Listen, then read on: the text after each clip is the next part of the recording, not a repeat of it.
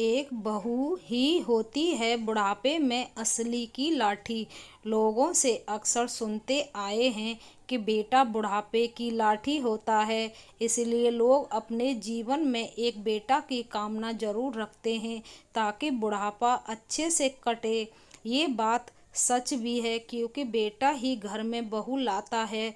बहू के आ जाने के बाद एक बेटा अपनी लगभग सारी जिम्मेदारी अपनी पत्नी के कंधे पर डाल देता है और फिर बहू बन जाती है अपने बूढ़े सास ससुर की बुढ़ापे की लाठी। जी हाँ, मेरा तो यही मानना है। वो बहू ही होती है जिसके सहारे बूढ़े सास ससुर अपना जीवन अच्छे से व्यतीत करते हैं। एक बहू को अपने सास ससुर की पूरी दिनचर्या मालूम होती है।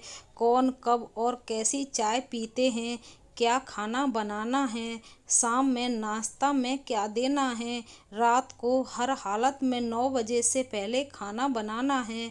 अगर सास ससुर बीमार पड़ जाएं तो पूरे मन या बेमन से बहू ही देखभाल करती है।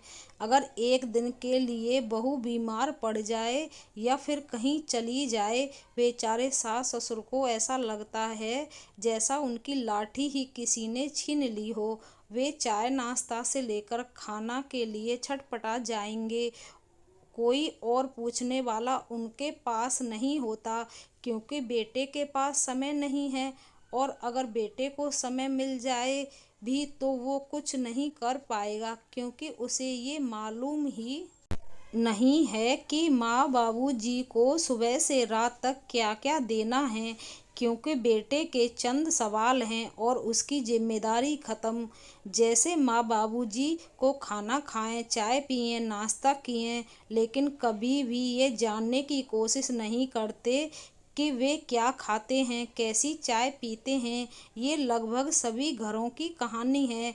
मैंने तो ऐसी बहुएं देखी हैं जिसने अपने सास ससुर की बीमारी में तन मन से सेवा करती थी, बिल्कुल एक बच्चे की तरह।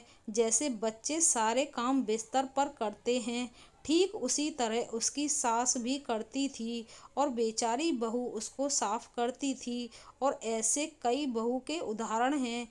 कभी अगर बहू दुनिया से चले जाए तो बेटा फिर एक बहू ले आता है क्योंकि वो नहीं कर पाता अपने माँ बाप की सेवा। उसे खुद उस बहू नाम की लाठी की ज़रूरत पड़ती है। इसलिए मेरा मानना है कि बहू ही होती है बुढ़ापे की असली लाठी। दोस्तों, ये छोटी सी कहानी आपको पसंद आई है तो लाइक कमेंट ज़रूर करना। धन्यवाद।